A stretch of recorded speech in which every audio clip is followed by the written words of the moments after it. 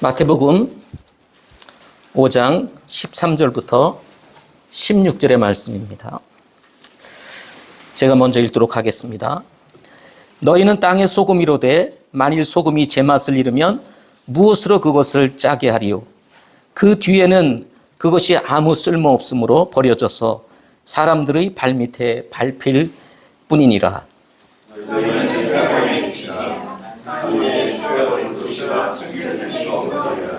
또 사람들이 등잔불을 켜서 통 밑에 두지 아니하고 등대 위에 두나니 그리하여야 그것이 집안의 모든 사람에게 빛을 주느니라.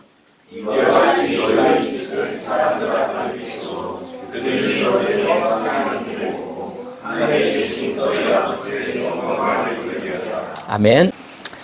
오늘 말씀의 제목은 선한 행위라는 제목으로 말씀을 같이 나누도록 하겠습니다. 야고보서 2장 26절 말씀을 보게 되면 영이 없는 몸이 죽은 것 같이 행위 없는 믿음도 죽었다, 이렇게 말씀을 하고 있습니다. 신앙생활이라고 하는 것은 지식을 아는 것도 중요하지만 그 하나님의 말씀을 행하는 것은 더 중요합니다. 우리가 많은 경우 그리스도인으로서 살아가지만 우리가 성경에 대해서는 알아도 그 말씀을 쫓아서 사는 것 자체가 쉽지 않다는 사실을 우리 모두가 잘 알고 있을 것입니다. 그러나 만일 우리가 성경을 알고 있음에도 불구하고 행함이 따르지 않는다면 우리의 믿음은 죽은 믿음이라고 말씀을 하고 있는 것입니다. 그리스도인들이 가지고 있는 영적인 갈등 중에 하나가 있다면 아는 만큼 살지 못하는 것입니다. 이것은 목회자인 저에게도 문제이고 예수님을 믿는 모든 사람이 가지고 있는 공통적인 고민일 것입니다.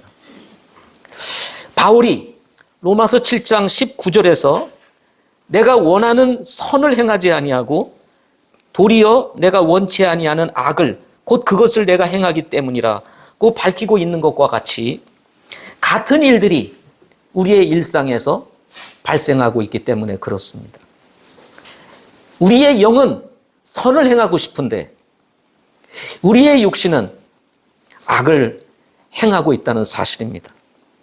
문제는 악을 행하고자 하는 육신이 더 강해서 우리의 영을 이기고 육신을 쫓아 살게 만드는 것이 오늘날 우리가 가지고 있는 고민인 것입니다. 그렇다면 원하지 않는 악을 내어버리고 원하는 선을 행하기 위해서는 우리가 어떻게 해야 할까요? 예수님은 오늘 말씀을 통해서 그 답을 우리에게 주시고 있는 것입니다. 예수님께서 우리에게 주시는 메시지 무엇일까요? 첫째는 먼저 내가 누구인지를 정확히 알아야 한다는 것입니다. 다시요, 내가 누구인지를 알아야 한다는 것입니다. 13절과 14절 말씀에 보면 너희는 소금이니 라고 말씀을 하였습니다. 14절에서는 너희는 세상의 빛이니 라고 말씀을 하고 있습니다. 내가 누구인지를 아는 것이 중요한 이유는 내가 어떤 사람으로 살아야 할지를 결정하기 때문에 그렇습니다. 내가 누구인지를 알지 못하면 내가 어떤 삶을 살아야 되는지, 내가 어떤 사람으로 살아야 될지를 결정하기가 어렵다는 것입니다. 그러나 내가 누구인지를 알게 되면, 내가 어떤 사람인지를 알게 되면 내가 어떻게 살아야 되는지를 결정할 수가 있게 되는 것입니다. 예수님은 우리 사람을 지으신 분이십니다. 우리를 가장 잘 아시는 분이 바로 하나님이십니다. 우리 주님이신 것입니다. 예수님은 구원받은 사람들을 새로운 피조물로 창조하신 분이십니다. 죄로 말미암아 죽을 수밖에 없었던 우리를 예수님을 믿음으로 말미암아 완전히 새로운 피조물로, 창조물로 새롭게 하신 분이 누구시냐면 바로 우리 하나님이시요 예수님이신 것입니다. 따라서 예수 믿는 사람들을 가장 잘 아시는 분은 나도 여러분도 여러분의 목회자도 아니고 바로 우리를 구원하여 주신 주님이신 것입니다. 오늘 본문은 1차적으로 유대인들에게 하신 말씀이면서 동시에 예수님을 믿고 구원받은 사람들에게 주시는 말씀입니다. 너희는 땅의 소금이라. 너희는 세상의 빛이라. 이렇게 말씀하고 있는 것입니다. 소금과 빛의 공통적인 특징 두 가지가 있습니다. 하나는 이 소금과 빛은 없어서는 안 되는 것이라는 것입니다. 우리의 삶에서 없어서는 안 되는 것, 절대 필요, 그것이 뭐냐면 소금과 빛이라는 것입니다. 또 하나의 공통적인 특징은 소금과 빛은 자신을 위해서 존재하지 않는다는 것입니다. 이 두 가지가 없으면 어떤 것도 이 세상에서 존재할 수가 없습니다. 빛이라고 하는 것은 모든 생명의 에너지의 근원입니다. 빛이 없다면 존재할 수가 없는 것입니다. 식물도 짐승도 사람도 존재할 수가 없는 것입니다. 예수님께서는 우리 구원받은 그리스도인들을 향해서 너희들이 바로 그 소금이요 그 빛이라고 가치를, 어마어마한 가치를 우리에게 부여해 주셨습니다. 예수님께서 아직 오시지 않는 이유는 바로 소금과 빛인 그리스도인을 통해서 하시고자 하시는 일이 있기 때문에 그렇습니다. 그 일이 뭘까요? 잃어버린 영혼을 찾아 구원하는 일인 것입니다. 소금과 빛인 우리를 통해서 우리 위대하신 하나님께서 이루시고 싶은 일 중에 하나는 이 땅에 사는 모든 사람들이 멸망하지 않고 회개하여 구원받기를 원하시기 때문이라는 것입니다. 소금은 부패를 방지하고 빛은 생명을 제공하기 때문입니다. 이 말씀을 통해서 우리가 알 수 있는 것 한 가지가 있는데, 예수 믿는 사람은, 소금과 빛인 나와 여러분은 이 세상에서 바로 절대 필요라는 것입니다. 우리가 없으면 안 된다는 것입니다.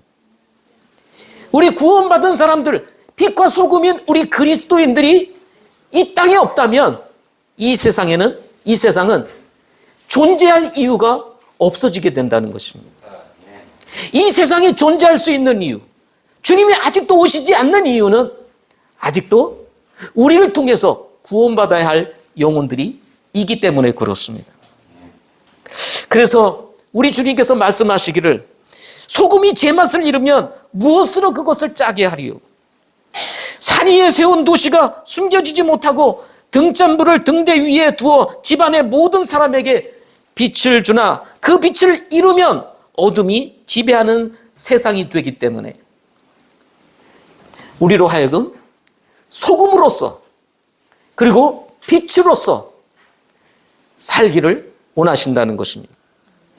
그리스도인의 정체성은 세상의 소금과 빛이라는 것입니다. 이 목회자라고 하는 것은요, 이 소금과 빛으로서의 역할을 잘 할 수 있도록 하나님께서 은사로 세운 도구일 뿐입니다. 뭐 이게 무슨 큰 권위를 가지고 하나님을 대신하고, 물론 하나님의 말씀을 대언하기 때문에 필요한 은사이기도 하지만 자칫 권위를 잘못 사용하게 되면 어려움이 찾아오게 되는 이유가 되기도 하는 것입니다. 학생의 신분으로서, 또 사회에서 직장을 다니시는 분들은 직장인으로서 소금과 빛으로 살아가기 위하여 하나님께서 우리에게 주신 하나의 도구들이라는 것입니다. 소금의 효력을 높이고 빛을 밝히는 하나의 도구라는 사실입니다. 구원을 받고 새로운 피조물이 되었음에도 불구하고 구원받기 이전의 가치관에 우리가 사로잡혀 살기가 매우 쉽습니다. 구원받은 그리스도인들은 잠시 세상에서 살기 위해서 사는 사람들이 아닙니다. 영생을 얻은 사람으로서 영원한 하나님의 왕국을 소망하며 사는 사람들입니다. 여러분 그렇습니까? 이것이 우리의 진정한 신분인 것입니다. 하나님의 자녀의 신분 말입니다. 그리스도인이라는 신분, 그리고 주님의 제자라고 하는 이 신분 말인 것입니다. 따라서 주님이 기뻐하시는 선한 행위를 위해서는 무엇보다도 내 자신이 누구인지 이것을 정확히 인식하는 것이 필요하다는 것입니다. 이것이 우리의 삶의 방향을 결정하기 때문에 그렇습니다. 다니엘이 바벨론의 포로로 잡혀가서 참으로 어려운 시기를 보낼 수밖에 없는 상황이었음에도 불구하고 그가 살아계신 하나님의 이름을 드높일 수 있었던 이유가 어디에 있었을까요? 신앙의 영웅으로 자리를 잡을 수 있었던 이유가 어디에 있었을까요? 그것은 바로 자신은 하나님을 믿는 사람이라고 하는 분명한 자기 정체성이 있었기 때문이라는 것입니다. 상황이 환경이 어떠든 상관없이 자기는 하나님을 믿는 사람들이라는 것입니다. 우상을 믿는 세계에서도 자기의 정체성을 지켰기에 하나님께서는 그를 사용하여서 바벨론에서 높이셨던 것을 보게 되는 것입니다. 따라서 내가 누구인지를 아는 것은 그리스도인으로서 이 땅에 살아감에 있어서 매우 중요한 일이라는 것입니다. 선한 행위를 가지고 이 세상의 빛과 소금으로 살아가기 위해서 먼저 필요한 것, 내가 누구인지를 알아야 한다는 것입니다. 여러분 구원 받으셨습니까? 오늘 이 세상을 떠나면 천국 갈 수 있는 확신이 있으십니까? 그렇다면 우리의 정체성을 분명하게 하실 수 있기를 바랍니다. 두 번째로는 자기 위치에 머물러 있어야 한다는 것입니다. 14절과 15절 말씀입니다. 소금이 제맛을 잃으면 무엇으로 그것을 짜게 하리요? 그 뒤에는 그것이 아무 쓸데없으므로 버려져서 사람들의 발밑에 밟힐 뿐이니라. 산 위에 세운 도시가 숨겨지지 못하리라. 또 사람들이 등잔불을 켜서 통 밑에 두지 아니하고 등잔대 위에 두나니 그리하여야 그것이 집안의 모든 사람에게 빛을 준다 하고 말씀하셨습니다. 자신이 누구인지를 아는 것은 선한 행위를 가지고 살아가는 데 있어서 원인이라면 두 번째는 그 원인을 따라 살아가는 하나의 과정이라고 할 수가 있습니다. 당시에도 많은 유대인들이 하나님을 믿는다고 하였지만 방향이 빗나가 있었습니다. 믿는다고 했습니다. 그리고 종교적인 형식을 가지고 있었습니다. 그러나 메시아를 알아보지 못하고 그러므로 말미암아 그들은 영적인 어두움 속에 갇혀 있었다는 사실 우리는 잘 알고 있습니다. 마태는 당시 이런 유대 사회의 상황을 두고 대언자 이사야를 통해서 대언하셨던 말씀을 인용하며 이렇게 얘기를 합니다. 스불론 땅과 납달리 땅의 요르단 건너편 바닷길 옆 이방인들의 갈릴리여, 어둠 속에 앉은 백성이 큰 빛을 보았고 사망의 지옥과 그늘에 앉는 자들에게 빛이 솟아올랐다 하는 말씀입니다. 마태복음 4장 15절과 17절입니다. 당시 유대인들은 영적인 어둠 속에 갇혀 사망의 길로 가고 있었습니다. 이때 빛의 근원이신 예수님께서 이 세상에 오셨음에도 불구하고 그것을 깨닫지 못하고 있었다는 사실입니다. 당시 유대 사회는 영적으로 답답한 사회였습니다. 주님이 오셨음에도 불구하고 그렇게 대망하고 소망하고 있었던 메시아가 왔음에도 불구하고 깨닫지 못하고 있었다는 이 사실, 얼마나 영적으로 답답한 현실이었을까요? 문제는 지금 시대와 다를 바가 없다는 것입니다. 가는 곳마다 십자가가 달려있는 교회들이 있음에도 불구하고 사람들이 관심이 없습니다. 과거와 달리 이제는 젊은이들이고 나이가 드신 분들이고 그리고 청소년이들이고 교회에 대한 주님에 대한 관심이 없습니다. 문제는 성도들의 자녀들조차도 교회를 떠나고 있는 현실이라는 것입니다. 그리스도인들조차 유대인들처럼 형식적으로 종교 생활을 하는 그런 교인들이 많다는 얘기입니다. 하나님을 믿는다고 하지만 세상에 나가서는 주님을 부인하는 사람들이 많다는 얘기입니다. 이것이 지금 우리가 살고 있는 영적인 상태인 것입니다. 데마와 같이 세상을 사랑하게 되면 신앙의 자리를 떠나게 되는 것은 매우 자연스러운 일이라는 것입니다. 예배는 드리지만 형식적인 그리스도인으로만 존재하는 사람들이 많아질수록 음부의 권세가 이기지 못하는 교회로 강력한 힘을 발휘해야 됨에도 불구하고 오늘날 교회들은 그 힘을 잃어가고 있다는 것입니다. 이런 교회들이 무슨 영향을 끼칠 수 있겠느냐 하는 것입니다. 사람이 얼마나 많이 모였느냐, 그것이 문제가 아닌 것입니다. 중요한 것은 우리 그리스도인들이 어떤 그리스도인으로서 그 자리에 머물러 있느냐가 중요하다는 것입니다.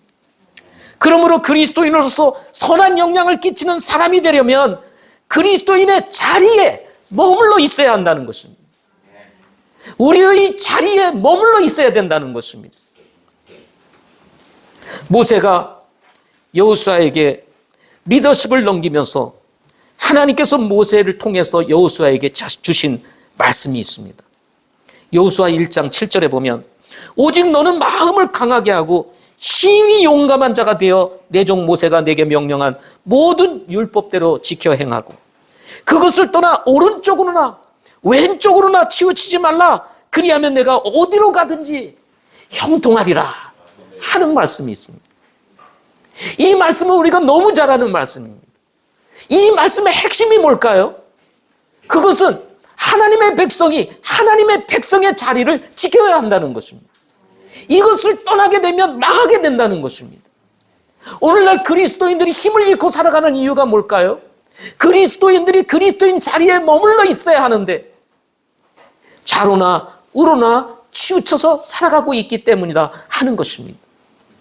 하나님을 믿는다 하지만 능력이 없습니다. 하나님을 믿는다 하지만 간증을 보기가 쉽지가 않습니다. 왜 그럴까요?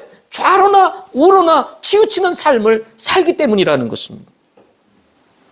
골로새서 3장 18절 이하에 보면은 남편과 아내가 어떠한 자세를 가지고 살아야 하는지에 대해서도 말씀을 하고 있습니다. 이 부부의 도를 얘기하고 있는 이 말씀의 핵심이 뭘까요? 역시 자리 문제입니다. 남편이 아내일 수 없고 아내가 남편일 수 없다는 것입니다. 남편의 자리, 아내의 자리에 머무를 때 건강한 가정, 건강한 부부로 살아갈 수가 있다는 것입니다. 오늘 이게 자꾸 뒤바뀌고 있습니다. 남편의 자리에 아내가 들어가고 아내의 자리에 남편이 들어가고 어디가 어딘지 모르다 보니 가정이 어려워지게 되는 일들이 벌어지게 되는 것입니다. 무슨 문제입니까? 자리 문제라는 거예요. 우리가 어디에 머물러 있어야 될지를 알고 좌로나 우로나 치우치지 않을 때 우리는 선한 행위를 가지고 이 세상에서 빛과 소금으로서의 역할을 감당할 수가 있게 된다는 것입니다.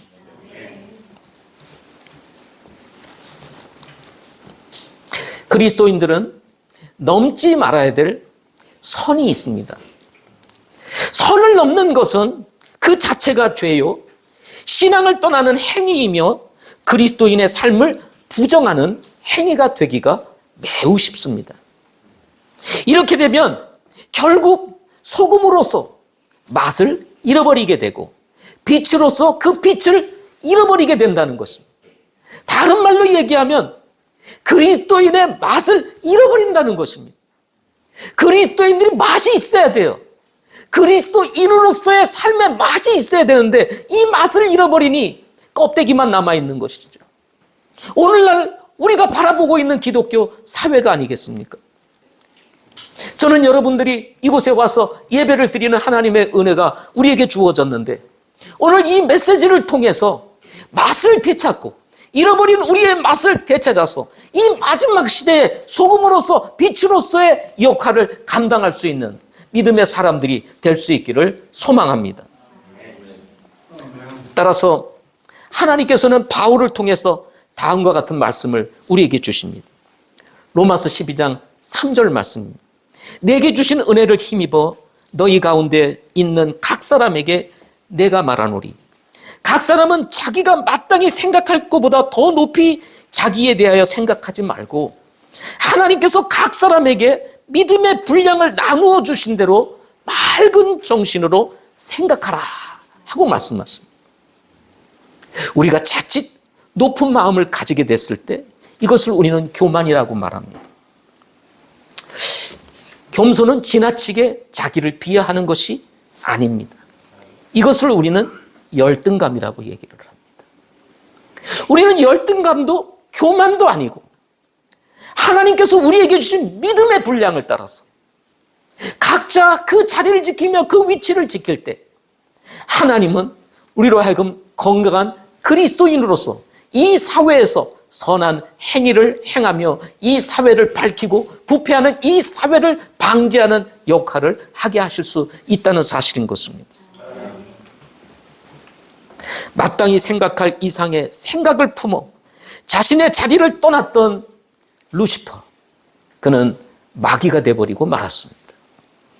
아담과 이브가 타락하게 된 것도 자기 자리를 떠났기 때문이었습니다. 예수님을 팔아먹은 가룟 유다도 제자의 위치를 떠나서 물질에 대한 욕심을 가짐으로 인해서 결국은 예수님을 팔아먹게 되는 이런 불행한 사건이 벌어지게 되는 것입니다. 삼손이 그 힘을 잃어버린 이유가 어디에 있었을까요? 자기 자리를 떠났기 때문에 그렇습니다. 사사로서의 자리를 떠나서 엉뚱한 짓을 하다 보니 결국은 눈이 빠지게 되고 이런 불행하게 마지막 인생을 마치게 되는 일이 일어나게 된 것입니다. 따라서 선한 행위를 가진 그리스도인이기를 위해서는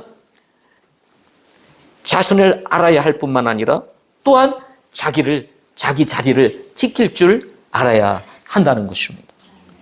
마지막 세 번째로는 선한 행위를 따라서 살아야 한다는 것입니다. 16절 말씀입니다. 16절 말씀 같이 한번 읽어보겠습니다. 시작. 이와 같이 너희 빛을 사람들 앞에 비추어 그들이 너희의 선한 행위를 보고 하늘에 계신 너희 아버지께 영광을 돌리게 하라. 내 자신을 아는 것이 선한 행위를 위해서 정말 중요한 것. 그런가 하면 뿐만 아니라 우리의 자리를 지키는 것. 그 다음에 중요한 것은 지키기만이 아니라 선한 행위를 따라서 살아야 한다는 것입니다.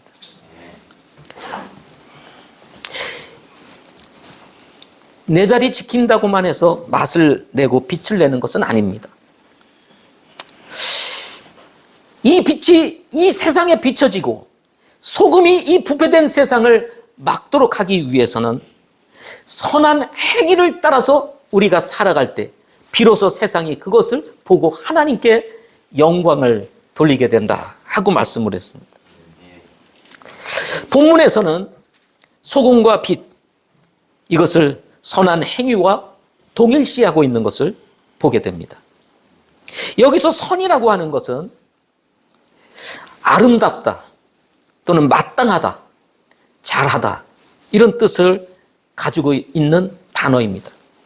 도덕적인 선은 물론 사리에 맞고 다른 사람들로부터 칭찬을 받을 만한 행동을 말할 때 사용하는 단어가 바로 선이라고 하는 단어입니다. 그렇다면 선한 행위 또는 착한 행위는 무엇을 말할까요? 구약과 신약을 통해서 기록되고 있는 이 선과 관련된 구절들을 전부 다 찾아서 연구해 보면 이것은 모두 하나님과 연결되어 있는 것을 보게 됩니다. 성경은 크게 두 가지 성도들의 행위를 규정하고 있습니다. 두 가지로 성도들의 행위를 규정하고 있는데 하나는 뭐냐면 해야 할 것과 또 하나는 하지 말아야 할 것입니다. 선이라고 하는 것은 해야 할 것은 하는 것이 선입니다. 선이라고 하는 것은 하지 말아야 될 것은 하지 않는 것이 선이라는 것입니다.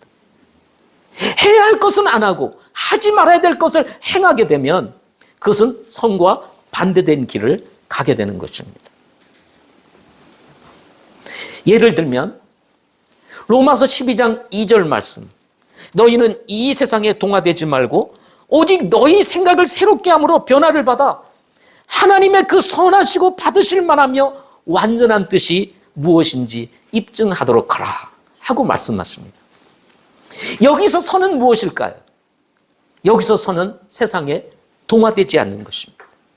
세상이 아무리 우리를 유혹하고 그리고 좋아 보인다 할지라도 그 세상과 섞이지 아니하고 동화되지 않는 것이 선이라는 것입니다. 생각을 새롭게 함으로 변화를 받는 것, 이것이 선이라는 것입니다. 하나님의 그 선하시고 받으실 만한 완전한 뜻이 무엇인지를 분별하는 것, 이것이 바로 선이라는 것입니다. 우리는 종종 이 세상과 동화되고 싶은 욕망에 사로잡힐 때가 있습니다. 선의 길에서 벗어나려고 하는 경향이 우리 안에 있기 때문에 그렇습니다. 그뿐만 아닙니다. 마태복음 28장 19절 20절, 우리 그리스도인들이라면 모르는 사람이 없을 정도로 우리의 마음에 깊이 새겨져 있는 구절입니다. 그러므로 너희는 가서 모든 민족들을 가르치고 아버지와 아들과 성령의 이름으로 그들에게 침례를 주며 무엇이든지 내가 너희에게 명령한 모든 것을 그들에게 가르쳐 지키게 하라 하고 말씀하셨습니다. 이 말씀에서의 선은 무엇일까요? 가서 모든 민족들을 가르치는 것이라고 말씀하고 있는 것입니다. 제자를 삼는 것이라고 말씀을 하고 있는 것입니다. 여기서의 선은 무엇일까요? 아버지와 아들과 성령의 이름으로 침례를 주는 것이 선이라는 것입니다. 여기서의 선은 무엇일까요? 너에게 명령한 모든 것들을 그들에게 가르쳐 지키게 하는 것이 선이라고 말씀하고 있는 것입니다. 에베소서 4장 32절 말씀에 보면 서로 친절히 대하며 상냥한 마음을 품고 서로 용서하기를 하나님께서 그리스도로 인하여 너희를 용서하신 것 같이 하라 하고 말씀하십니다. 여기서의 선은 무엇일까요? 서로 친절히 대하는 것입니다. 친절히 대하지 않는 것은 선이 아니에요. 그리스도인들은 그래서 친절해야 됩니다. 친절하지 않은 것은 선한 행위가 아니에요. 어떤 형태로든 우리는 친절해야 됩니다. 여기서 선은 무엇일까요? 상냥한 마음을 품는 것이라고 했어요. 그래서 상냥해야 돼요. 성품이 그래서요? 아니, 그 성품이 그리스도의 성품으로 바뀌어야 되는 것입니다. 그게 우리 주님을 닮아가는 성도의 모습이요, 선한 행위의 모습인 것입니다. 상냥하세요. 상냥하세요.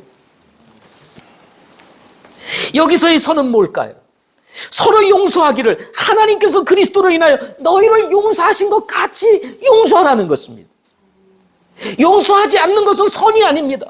용서하는 것은 선인 것입니다. 그래서 그리스도인은 용서하는 사람들입니다. 우리가 예수님을 믿으면서 용서할 줄 모르고 용서하지 못함으로 인해서 이 안에 쓴뿌리를 가지고 있는 것 자체, 그것은 선을 행하는 것이 아니라 악을 행하고 있는 것이라는 것입니다. 여러 개의 구절을 묶어서 말씀을 드리고 싶습니다. 디모데전서 4장 1절에 보면 이제 성령께서 분명히 말씀하시기를 마지막 때에 어떤 사람들이 믿음에서 떠나 유혹하는 영들과 마귀들의 교리들의 주의를 기울이라 하시는데, 디모데전서 4장 6절에 보면 내가 형제들에게 이것들을 기억하게 하면 내가 도달할 믿음의 말씀과 선한 교리의 말씀들로 양육받는 예수 그리스도의 선한 사역자가 되리라. 디모데전서 4장 13절에 보면 내가 갈 때까지 읽는 것과 권면하는 것과 교리에 주의를 기울이라. 디모데전서 4장 16절에 보면 내 자신과 교리에 주의를 기울여 그것들 가운데 거하라. 내가 이것들을 행함으로 내 자신과 내 말을 듣는 자들을 구원하리라. 네 개의 구절들을 말씀을 드렸습니다. 이 구절이 가지고 있는 선은 무엇일까요? 그것은 바로 바른 교리에 주의를 기울이고 그것들 안에 거하는 것이라고 말씀하고 있는 것입니다. 교리가 변질되고 성경이 아닌 것을 쫓아가게 되는 것, 그것이 바로 악인 것입니다. 그것이 배도의 길을 가는 것입니다. 주님께서 우리에게 주신 이 선한 교리를 붙잡고 세상이 흔들려도 이 변하지 않는 하나님의 말씀을 붙잡고 살아가는 것, 이것이 바로 선이요 선한 행위의 모습인 것입니다. 세상이 어떻게 말하느냐 중요하지 않습니다. 어떤 유명한 분들이 어떤 말씀을 하느냐가 중요한 것이 아닙니다. 중요한 것은 성경이 뭐라고 말하느냐 하는 것입니다. 우리는 종종 사람들에게 귀를 기울이고 그 사람들의 말을 쫓아가기가 쉽습니다.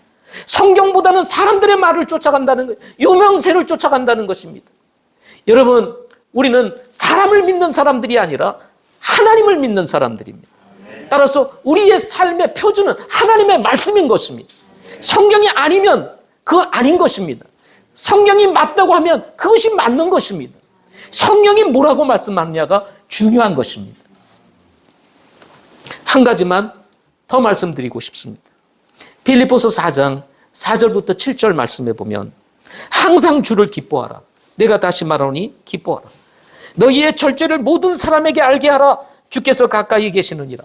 아무것도 염려하지 말고 오직 모든 일에서 기도와 간구로 너희에게 요청할 것들을 감사와 더불어 하나님께 알리라. 그리하면 모든 이해를 뛰어넘는 하나님의 평강이 그리스도 예수님을 통해 너의 마음과 생각을 지키시리라. 데살로니가전서 5장 16절 18절에서는 항상 기뻐하라. 쉬지 말고 기도하라. 모든 일에 감사하라. 이것이 그리스도 예수님 안에서 너희에 대한 하나님의 뜻이니라 하고 말씀하셨습니다. 이 구절들 통해서 우리가 배울 수 있는 하나님의 선은 무엇일까요? 그것은 항상 기뻐하는 것입니다. 항상 뭐 하는 것이요? 기뻐하는 것. 내가 다시 말하노니 기뻐하라. 여러분, 이게 기뻐하는 게 쉬운 것 같아도 쉽지 않습니다. 그래서 바울이 강조하는 거예요. 누구나 다 할 수 있을 것 같으면 누가 하겠어요? 예. 우리 성도들이 기쁨이 없는 얼굴들을 가지고 살아가는 분들이 많습니다. 이 예배를 드리는데 보면은 좀 째려보는 것 같기도 하고, 예. 저를 째려보는 것 같기도 하고, 말씀이 복이 안 되는 것 같은 느낌을 가지고 무거운 얼굴로 저를 쳐다보고 있습니다. 내가 말씀을 잘못 전하고 있나? 그런데 밝은 모습으로 다 저를 쳐다보고 있으면 어떨까요? 이 말씀을 잘 받고 있구나. 네. 그런 마음들이 일어나게 된다는 것입니다. 이 말씀을 통해서 우리가 배울 수 있는 선, 그것은 기뻐하는 것입니다. 네. 아니, 예수 믿고 구원을 받았는데 기뻐하지 않을 이유가 어디 있어요? 무슨 고난, 무슨 어려움. 여러분, 그보다 더 소중하고 귀한 것, 영원한 가치를 지니고 있는 것이 구원인데, 이 구원받은 성도들이 세상의 일에 분주해서 염려하고 그러지 말라는 거예요. 그래서 여러분, 여기서 또 하나의 선은 기도하는 것입니다. 아무것도 염려하지 말고 모든 일에 우리의 기도를 들어주시는 아버지 하나님께 아뢰라는 거예요. 그러면 우리의 마음과 생각을 지켜주시겠다는 거예요. 그래서 기도가 선인 것입니다. 기도가 선. 기도는 하나님을 전적으로 믿겠다는 나의 믿음의 영적 반응이기 때문에 그렇습니다. 예.